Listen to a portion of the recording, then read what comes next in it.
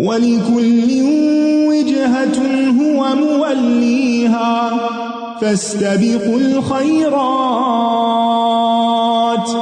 أَيْنَمَا تَكُونُوا يَأْتِ بِكُمُ اللَّهُ جَمِيعًا إِنَّ اللَّهَ عَلَى كُلِّ شَيْءٍ قَدِيرٌ وَمِنْ حَيْثُ خَرَجْتَ فَوَلِّ وَجْهَكَ شَطْرَ الْمَسْجِدِ الْحَرَامِ وَإِنَّهُ لَلْحَقُّ مِنْ رَبِّكَ وَمَا اللَّهُ بِغَافِلٍ عَمَّا تَعْمَلُونَ وَمِنْ حَيْثُ خَرَجْتَ فَوَلِّ وَجْهَكَ شَطْرَ الْمَسْجِدِ الْحَرَامِ وَحَيْثُ مَا كُنْتُمْ فَوَلُّوا وُجُوهَكُمْ شَطْرَهُ لِئَلَّا يَكُونَ لِلنَّاسِ عَلَيْكُمْ حُجَّةٌ إِلَّا الَّذِينَ ظَلَمُوا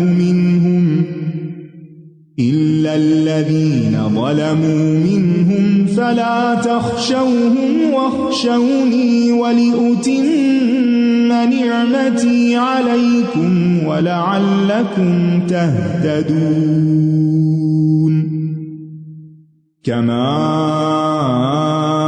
أَرْسَلْنَا فِيكُمْ رَسُولًا مِّنكُمْ يَتْلُو عَلَيْكُمْ آيَاتِنَا وَيُزَكِّيكُمْ وَيُعَلِّمُكُمُ الْكِتَابَ وَالْحِكْمَةَ وَيُعَلِّمُكُم مَّا لَمْ تَكُونُوا تَعْلَمُونَ فَاذْكُرُونِي أَذْكُرْكُمْ وَاشْكُرُوا لِي وَلَا تَكْفُرُونَ اور ہر ایک کے لیے ایک سمت ہے جدھر وہ رخ کرتا ہے، لہٰذا تم نیکیوں میں سبقت کرو۔ جہاں کہیں بھی تم ہوگے اللہ تم سب کو لے آئے گا، بے شک اللہ ہر چیز پر خوب قدرت رکھنے والا ہے۔ یاد رکھیے دین اسلام ہر بھلائی اور خیر کا جامع ہے، یعنی جمع کرنے والا ہے۔ اس میں ساری خیر اور بھلائی جمع کر دی گئی ہے، لہٰذا اس دین کو قبول کرنے اور اس پر عمل کرنے میں دیر نہیں کرنی چاہیے۔ نیکی کے کام میں ایک دوسرے سے سبقت لے جانی چاہیے۔ ہر ایک کی ایک سمت ہے، ہر ایک اپنے اپنے کام میں لگا ہوا ہے۔ تمہارا گول، تمہارا ٹارگٹ کیا ہونا چاہیے؟ نیکیوں میں آگے جانا ہے۔ آپ دیکھیے کہ ہر سال جب تبدیل ہوتا ہے، 24 25 میں بدلا، تو لوگوں نے اپنے نئے سال کے لیے گول سیٹ کیے۔ اچھی بات ہے، یعنی مختلف چیزوں میں، اپنی پرسنل لائف میں، اپنی پروفیشنل لائف میں آپ نے کیا کیا اچیو کرنا ہے۔ آئندہ سے جب بھی کبھی گول سیٹ کریں تو اس میں کیا ہونا چاہیے کہ میں اپنے اس کام کو اللہ کی رضا کی خاطر زیادہ بہتر کیسے کر سکتی ہوں۔ اگر پچھلے سال میں نے اپنی یہ اور یہ اچھی عادتیں اپنائی ہیں تو اس سال کون سی نئی عادت اللہ کی خاطر، اگر اللہ کی خاطر وہ گول سیٹ کریں گے تو کیا ہوگا؟ وہ نیکی ہوگی، وہ عبادت ہوگی، وہ گروتھ ہوگی، وہ حقیقی طور پر آپ کی امپروومنٹ ہوگی اور آپ کے لیے اجر کا باعث ہوگی۔ اور یاد رکھیے جو دنیا میں نیکیوں میں آگے بڑھے گا وہ آخرت میں جنتوں کی طرف سبقت کرنے والا ہوگا۔ فالسابقون السابقون، جو دنیا میں سابقون ہے وہ آخرت میں بھی سابقون ہوں گے۔ آج کے لیے سوچئے کہ آپ کس کام میں سبقت لے جائیں گے، کون سا کام سب سے پہلے کریں گے۔ عام طور پہ ہم انتظار میں رہتے وہ کر لے پھر میں بھی، وہ پہلے اٹھ جائے پھر میں بھی اٹھتا ہوں، تم پہلے چلو پھر میں آتی ہوں۔ نہیں، آپ فالوور نہیں بنے، لیڈر بنے۔ پہل کرنے والے لیڈر بنتے ہیں اور تاخیر کرنے والے، ہر چیز کو ڈیلے کرنے والے، بس پھر وہ فالوور ہی ہوتے ہیں۔ اور آپ جہاں کہیں سے بھی نکلیں نماز میں اپنا چہرہ مسجد حرام کی طرف پھیر لیا کریں، اور بے شک یہ آپ کے رب کی طرف سے یقیناً حق ہے، اور جو کچھ تم کرتے ہو اللہ اس سے ہرگز غافل نہیں ہے۔ اور آپ جہاں کہیں سے بھی نکلیں نماز میں اپنا چہرہ مسجد حرام کی طرف پھیر لیں، اور تم سب جہاں کہیں بھی ہو اپنے چہرے اسی کی طرف پھیر لیا کرو، تاکہ لوگوں کے پاس تمہارے خلاف کوئی حجت باقی نہ رہے سوائے ان کے جنہوں نے ان میں سے ظلم کیا، لہٰذا تم ان سے نہ ڈرو بلکہ مجھ سے ڈرو، اور تاکہ میں تم پر اپنی نعمت تمام کر دوں اور تاکہ تم ہدایت پا جاؤ۔ یہاں ایک اصول بتا دیا گیا کہ آپ دنیا میں کہیں بھی ہوں، گھر پر ہوں یا سفر میں ہوں، آپ کو نماز کے لیے قبلے کی پیروی لازمن کرنی ہے. جہاں کہیں سے بھی نکلیں، گھر سے نکلیں، کسی ادارے سے نکلیں، اپنی جاب پلیس سے نکلیں، نماز کا وقت آ گیا، نماز کے لیے آپ کا قبلہ بیت الحرام کی طرف ہی ہوگا، خانہ کعبہ ہی ہوگا. اور اس سے ایک بات سکھائی گئی کہ آپ دنیا میں کچھ بھی کرتے ہوں، آپ کا قبلہ، آپ کا رخ اللہ ہی کی طرف ہونا چاہیے. یعنی آپ کی کامیابی کس میں ہے کہ اپنا رخ اللہ کے دین کی طرف پھیر لیں، کیونکہ اب صراط مستقیم اسی دین حنیف میں ہے.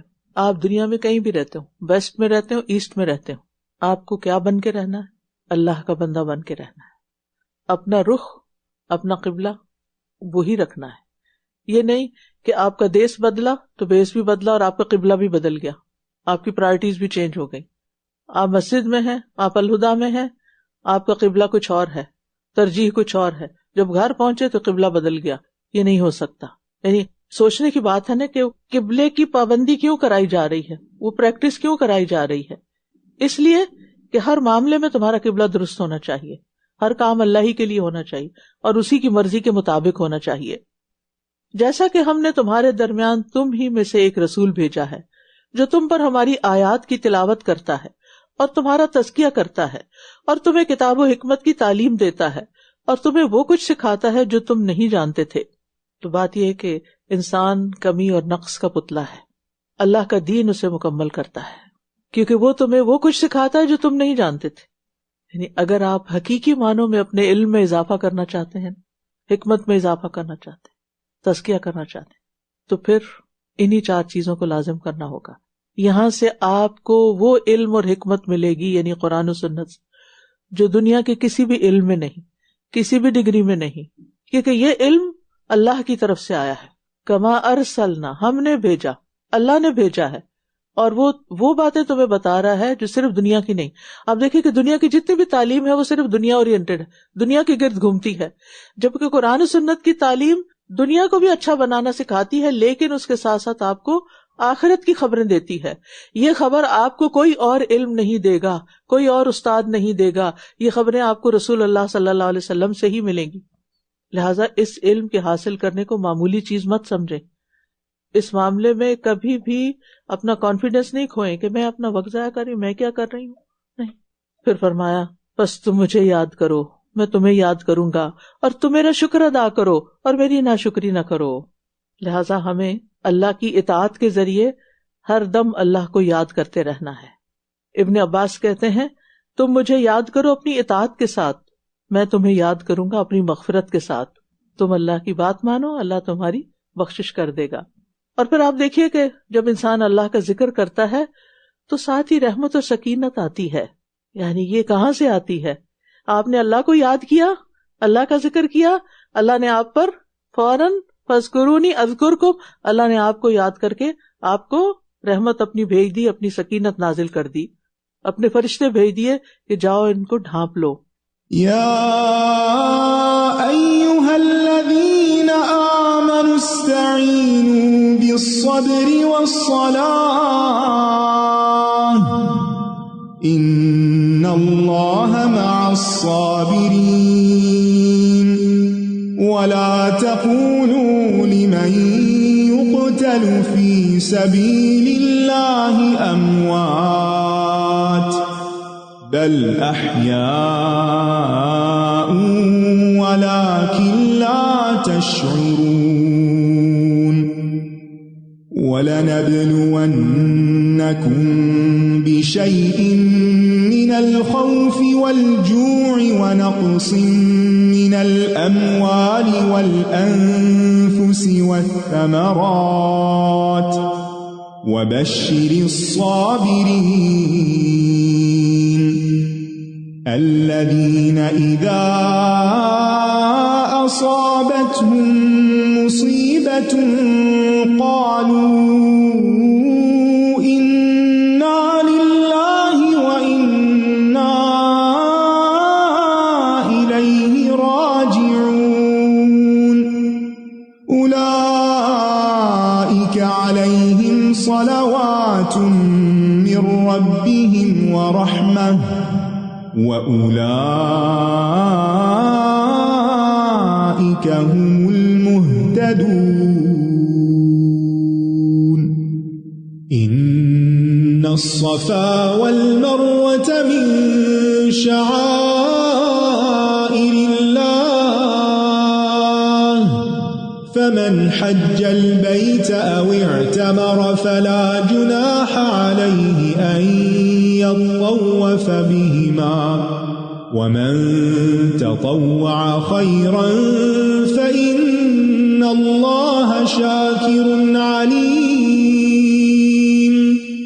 إن الذين يكتمون ما أنزلنا من البينات والهدى من بعد ما بيناه للناس في الكتاب أولئك يلعنهم الله ويلعنهم اللاعنون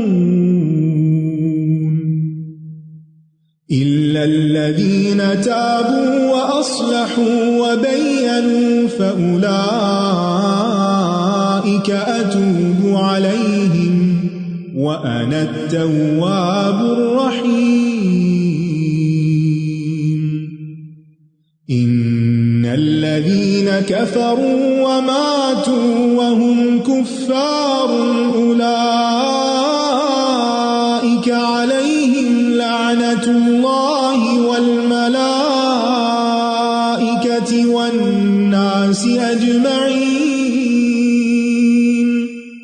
خالدين فيها لا يخفف عنهم العذاب ولا هم ينظرون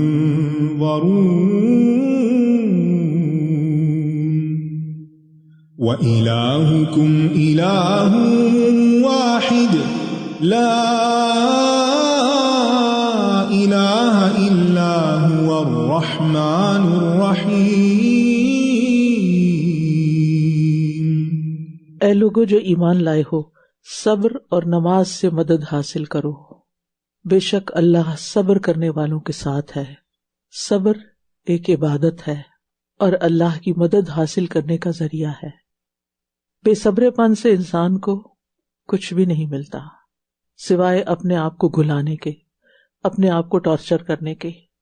مصائب کو جھیل جانے کا اہم ترین نسخہ ہے، دینی مشکلات ہوں یا دنیاوی معاملات، سب کا علاج صبر اور نماز میں ہے، کیونکہ اللہ تعالیٰ نے خود اس کا حکم دیا ہے۔ اور جو لوگ اللہ کے راستے میں مارے جائیں انہیں مردہ نہ کہو، بلکہ وہ زندہ ہیں، لیکن تم شعور نہیں رکھتے۔ اور یقیناً ہم تمہیں کسی نہ کسی چیز کے ساتھ ضرور آزمائیں گے، خوف اور بھوک سے، اور مالوں اور جانوں اور پھلوں میں کمی کر کے، اور صبر کرنے والوں کو خوشخبری دے دیجئے۔ وہ لوگ کہ جب انہیں کوئی مصیبت پہنچتی ہے تو کہتے ہیں کہ بے شک ہم اللہ ہی کے ہیں اور بے شک ہم اسی کی طرف لوٹ کر جانے والے ہیں۔ انا للہ و انا الیہ راجعون۔ جو اللہ کے راستے میں مارا جائے اسے مردہ بھی نہ کہو، وہ تو زندہ ہے۔ زندگی اور موت دونوں مختلف چیزیں ہیں، ایک زندگی دنیا کی زندگی اور ایک زندگی اللہ کے پاس کی زندگی ہے، جو ہماری نگاہوں سے اوجھل ہو جاتا ہے لیکن اللہ کے راستے میں جان دیتا ہے۔ اللہ تعالیٰ اس کے لیے مردہ کا لفظ پسند نہیں کرتے، اور ہمیں بھی کیا یقین دلانا چاہتے ہیں کہ وہ اللہ کے پاس زندہ ہیں۔ تمہیں شعور نہیں، تم نہیں سمجھتے وہ زندگی کیسی ہے۔ تو یہ ایک بہت بڑا مقام ہے ان لوگوں کے لیے جو اللہ کی خاطر اپنی زندگی گزاریں اور اللہ کی خاطر اپنی جان دیں۔ اور پھر خود ہی بتا دیا کہ ہم تمہیں کسی نہ کسی چیز کے ساتھ ضرور آزمائیں گے۔ ہر شخص کی آزمائش ہوگی، ہر شخص کا امتحان ہوگا، کبھی خوف، کبھی بھوک، کبھی مال اور جان اور پھلوں میں کمی۔ زندگی میں انسان ان میں سے کسی نہ کسی چیز کو ضرور ایکسپیرینس کرتا ہے، اور جو ان تکلیفوں میں مبتلا ہوئے اور انہوں نے صبر کیا ان کے لیے خوشخبری، ان کے لیے درجات کی بلندی، ان کے لیے رب کی رحمت، رب کی رضا، کیونکہ جو اللہ کی رضا پہ راضی ہو جاتا ہے اللہ اس سے راضی ہو جاتا ہے۔ وہ لوگ کہ جب انہیں کوئی مصیبت پہنچتی ہے تو کہتے ہیں بے شک ہم اللہ ہی کے ہیں، یعنی تکلیف پہنچنے پر، مصیبت آنے پر سب سے پہلے انا للہ و انا الیہ راجعون پڑھنا چاہیے، اور اس کے علاوہ اللہم اجرنی فی مصیبتی واخلف لی خیرا منہا، کبھی بھی کوئی چیز ہاتھ سے جائے، کوئی نقصان ہو تو اللہ سے اس سے بہتر مانگیے، مایوس ہو کر نہ بیٹھ جائیں۔ اللہ کے خزانے بہت وسیع جن کو ہم امیجن بھی نہیں کر سکتے۔ ہماری نظر صرف ان چیزوں پر ہوتی ہے جو ہماری آنکھوں کے سامنے ہوتی ہیں یا جن کو ہم چھو سکتے ہیں، وہ سارے خزانے تو ہم نے دیکھے نہیں۔ لہٰذا ہمیں اچھی امید رکھنی چاہیے۔ اور حقیقت یہ ہے کہ حضرت ام سلمہ نے یہ دعا پڑھی تھی اور انہیں بہترین نعم البدل ملا نبی صلی اللہ علیہ وسلم کی شکل میں۔ اور اگر دنیا میں انسان کو نہیں بھی کچھ ملتا تو فرمایا یہی وہ لوگ ہیں جن پر ان کے رب کی طرف سے نوازشیں اور رحمت ہے، اور یہی لوگ ہدایت یافتہ ہیں۔ یعنی ایسے لوگ اللہ کی رحمت اور اللہ کی طرف سے ہدایت پر ہیں۔ اصل ہدایت کیا ہے؟ کہ آپ اسے ایکسپٹ کر لیں جو اللہ آپ سے چاہتا ہے۔ اللہ تعالیٰ کے احکامات دو طرح کے ہیں، ایک شرعی احکامات ہیں جو نماز، روزے، حج، زکوٰۃ وغیرہ کی شکل میں ہیں، اور دوسرے اس کے کونی احکامات ہیں جو تقدیر کے فیصلے ہیں۔ کبھی ہم سر جھکاتے ہیں نماز کے لیے اور کبھی ہم سر جھکاتے ہیں اللہ کے کسی فیصلے پر، چاہے وہ ہمیں پسند ہو یا ناپسند ہو۔ بعض اوقات ہم کسی چیز کو ناپسند کرتے ہیں اور اسی میں ہمارے لیے بہت بڑی بھلائی ہوتی ہے، بہت بڑی خیر ہوتی ہے، اور بعض چیزیں ہمیں پسند ہوتی ہیں لیکن وہی ہمارے لیے نقصان دہ ہوتی ہیں۔ اللہ جانتا ہے اور ہم نہیں جانتے، لہٰذا ہمارے بارے میں اللہ سبحانہ وتعالیٰ جو بھی فیصلہ کر دے اس پر راضی رہنا چاہیے۔ اس کا صلہ آپ کو اللہ اپنی خاص نوازش اور رحمت کے ساتھ دے گا، اور آپ کے لیے ہدایت کے مزید راستے کھل جائیں گے، آپ کو جینا آ جائے گا، آپ کی زندگی خوبصورت ہو جائے گی، اور آپ کی آخرت اور بھی خوبصورت ہو جائے گی۔ بے شک صفا اور مروہ اللہ کی نشانیوں میں سے۔ فوراً بعد یہ بات کیوں کہی گئی؟ کیونکہ یہاں ایک خاتون کی مثال ہے جس نے اللہ کی رضا پر لبیک کہا جب ابراہیم علیہ السلام نے ان کو مکہ کی چٹیل وادی میں بے سر و سامان چھوڑا۔ بے شک صفا اور مروہ اللہ کی نشانیوں میں سے ہیں۔ صفا اور مروہ کے درمیان کون دوڑی تھی؟ حضرت ہاجرہ۔ اللہ نے ان کی اس ادا کو اتنا پسند کیا کہ رہتی دنیا تک ان کی پیروی کا حکم دے دیا۔ بے شک صفا اور مروہ اللہ کی نشانیوں میں سے ہیں، تو جو کوئی اس گھر کا حج یا عمرہ کرے تو اس پر کچھ گناہ نہیں کہ ان دونوں کے درمیان چکر لگائے، اور جو کوئی خوشی سے نیکی کرے تو بے شک اللہ قدردان ہے، خوب علم رکھنے والا ہے۔ بے شک جو لوگ ہمارے نازل کردہ واضح دلائل اور ہدایت کو چھپاتے ہیں اس کے بعد کہ ہم نے اس کو کتاب میں لوگوں کے لیے کھول کر بیان کر دیا ہے، ایسے ہی لوگوں پر اللہ لعنت کرتا ہے، اور سب لعنت کرنے والے ان پر لعنت کرتے ہیں، مگر وہ لوگ جنہوں نے توبہ کی اور اصلاح کر لی اور کھول کر بیان کر دیا تو یہی لوگ ہیں جن کی توبہ میں قبول کرتا ہوں، اور میں بہت توبہ قبول کرنے والا، نہایت رحم کرنے والا ہوں۔ بے شک وہ لوگ جنہوں نے کفر کیا اور وہ کفر کی حالت میں ہی مر گئے، ایسے ہی لوگوں پر اللہ کی اور فرشتوں کی اور سب انسانوں کی لعنت ہے۔ یہ ہمیشہ اسی لعنت میں رہنے والے ہیں، نہ تو ان سے عذاب ہلکا کیا جائے گا اور نہ ہی یہ مہلت دیے جائیں گے۔ وَإِلَٰهُكُمْ إِلَٰهٌ وَاحِدٌ، اور تم سب کا معبود ایک ہی معبود ہے، اس کے سوا کوئی معبود نہیں، وہ بہت مہربان، نہایت رحم کرنے والا ہے۔ لہٰذا ہر تکلیف، ہر دکھ، ہر پریشانی میں، ہر ضرورت میں اسی کی طرف پلٹو، اس کی عبادت کرو، اسی سے مانگو اور اسی کے فیصلوں پر راضی ہو جاؤ، لبیک کہو۔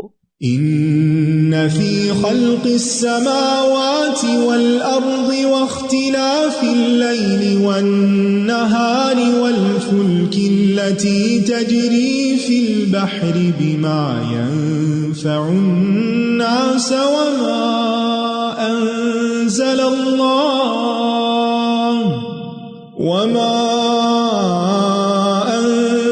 الله من السماء من ماء فأحيا به الأرض بعد موتها وبث فيها من كل دابة